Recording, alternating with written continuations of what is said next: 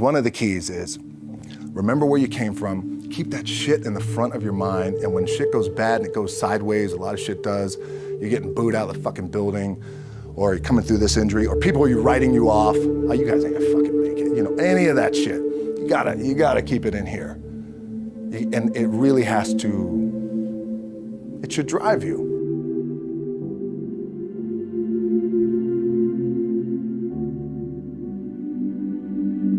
This idea and this notion that you can be anything you want, you can accomplish anything you want, right? We hear that. You've heard that from the time you were little boys. You hear that now. You're already incredibly accomplished. You can win an NBA championship, MVP of the league. You could become president. You could become governor. You could be in entertainment. You could do Charles, and you could do Shaq. You could do that. You could do whatever you want to do. You guys know that. The thing that has worked for me is to remember the hard times. So, and I'm sure you guys all have your processes, and again, I'm gonna tell you what's worked for me.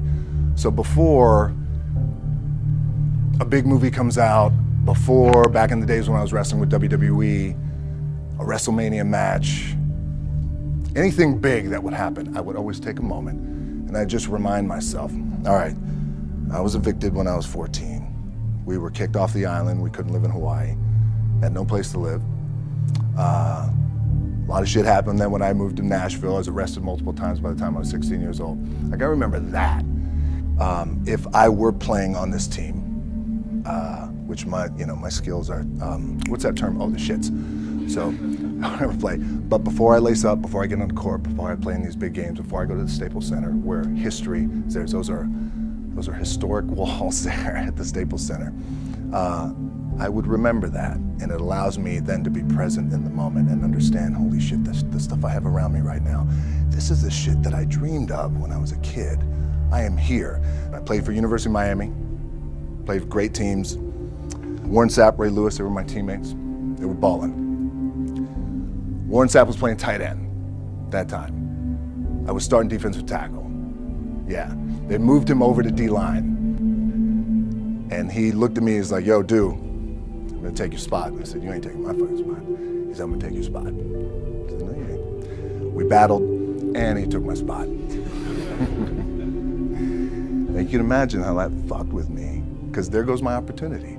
He went in, switched to defensive tackle, lit the world on fire. Well, what that did, it crushed me, it crushed my dreams. I had a piss poor senior year, zero production, no NFL, no combine invite, nothing. Finally went to the CFL, Calgary Stampeders, making $250 a week Canadian. I had to send that shit home to my wife at that time. Had no money.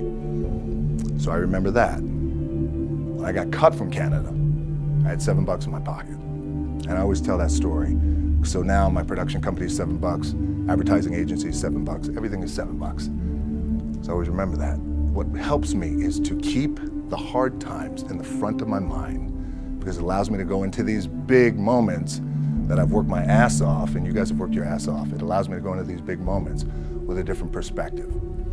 What it also does for me, and again, this is what works for me. Like, I keep my back, excuse my language, my back is up against this motherfucker. Every day. It's against this fucking wall. Excuse my language. Ladies in the room. But it's up against this motherfucker because it's what I believe in. And when my back is against this motherfucker, then there's nowhere to go. But that way. That's it. So I feel like this could be something, an ideology and mindset that could help you. Could, if you look at it that way. Because you made it already. We made it. We're successful boys, and we're lucky boys to be where we're at. Well, you guys made it. Everybody's rich in the room. Nobody's gonna get evicted anymore. Anything you got, there's no more money problems, right? You got a lot of hands out now. Hey, can I get a little bit? Can I get a little bit? Right, that happens. But when you make it, for me, I need this. I need this. So every day, my back is up against this motherfucker, and this is how I operate. Now, doesn't mean you don't smile, Doesn't mean you don't laugh and joke, right? You're happy, I'm a happy guy. But when it comes to business and when it comes to executing, it's up against this. And I gotta go that way. And I don't give a fuck who is in front of me. They're not gonna stop me. I feel like for me, it feels seamless because you prepared for so long, but it's just like you guys prepping for a game. That's the fun part. That's where it's like, fuck, it's fun, man. People are paying their hard-earned dollars to come see you. They're cheering, they're going bananas, they're booing the shit out of you or on the road. That's fun. That's what you live for. I mean, that's the juice right there. The prep is where the character's made. And I just don't mean the character I play, I mean the character in here. So for me, the prep is getting with the director, getting with the producers, getting with the writers, so in essence, it's like getting with all your coaches and your different position coaches and all the meetings that you have to have, right? So that's the work you put in. The key for me was, where does it start? What's the anchor? What's the anchor? So I could have all these ambitions and you guys have all these ambitions, which is great. It's important. I'll play this role, you'll play that role. I'll execute this thing and it'll come out this summer. You guys will execute this thing during the summer, right, when it's time to really put in a lot more work. But the key with me is just always finding what the anchor is. And the fucking anchor is getting up at 4 o'clock in the morning every day before anybody else and grounding my thought process is in the no one will outwork me. No one. I love and I respect you guys. Motherfuckers won't outwork me. All starts with this. 2 hands, putting in the work. The anchor for me has always been the work in terms of the weight room training. So when I first started wrestling, I was 6 years old, rolling on the mats with my dad. My old man, a lot of you guys will know this. Yeah, Rocky Johnson. My old man was Rocky Johnson. He was the first black WWF at that time. First black WWE tag team champions with Tony Atlas back in 1983.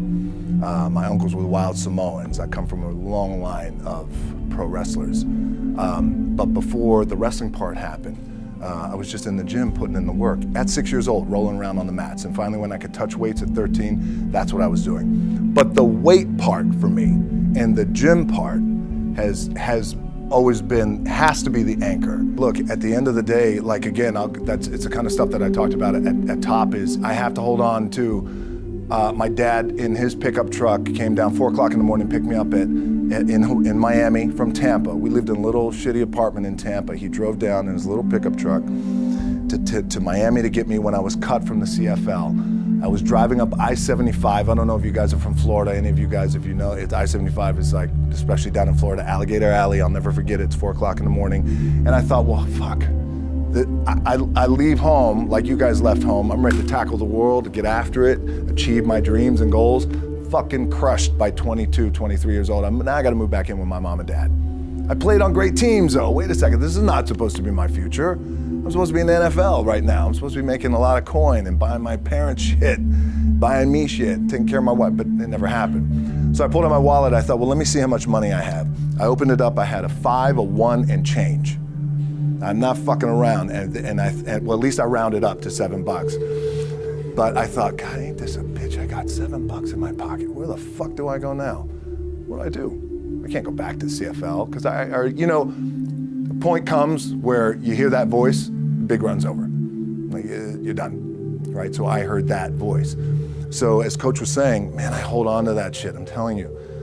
My back is up against this motherfucker. We laugh, we joke, we have a good time. Press is always fun to do. Sometimes you gotta make it fun, that's another thing. You gotta do your best to make press fun if you can, but my back is still up against this motherfucker. I do not forget it. What this also helps me do, and again, it works for me, is at some point, you gotta be fucking tired of not being number one.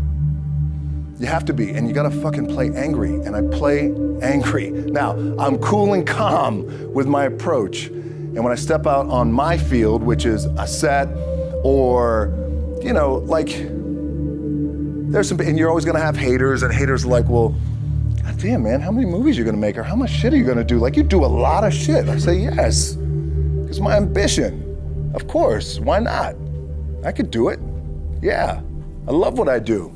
And not only that, but in what world do we not work every day? doesn't mean, it's just like you guys in the off season. You gotta work every fucking day. It doesn't end. My back is up against this thing, you know, and I started to play angry, by the way, and I still play angry. My last match, Brock Lesnar, transitioned, and I realized if I had to be great at something, I wanted to be great in this world of Hollywood and movie making and producing and entertainment, I had to commit, and like you guys have to commit. Obviously, you commit to something, commit to the goal. So I quietly retired. 2 years later, I thought, what the fuck did I do with my career? Because my movies were not doing well. I was written off. I was like, it was around 2006, 2007. I was like, God damn. I left, I pulled a Jim Brown. I left when I was on top, like #1 in the wrestling business, and I left. It was a ballsy, gutsy, some call it stupid move, but I had to commit and I had to follow what was in my gut. And at that time, I'll share this with you guys, and Will Smith is my boy, and I sat down at that time with the agency I was with, and they said, what do you want to accomplish? I said, I want to accomplish the world. I want the world, and I want Will Smith's career, and I said, and I mean this respectfully because I know he's here at this agency with us, I want to do it bigger and better. And they looked at me like I had 3 fucking heads, and they were like, okay. But I still stayed focused, and I still had these, still put in the hard work with my 2 hands, and that's it. And that's what it comes down to with you guys. One of the keys is, remember where you came from, keep that shit in the front of your mind, and when shit goes bad and it goes sideways, a lot of shit does, you're getting booed out of the fucking building, or you're coming through this injury, or people are writing you off, oh, you guys ain't gonna fucking make it, you know, any of that shit. You gotta keep it in here. And it really has to, it should drive you.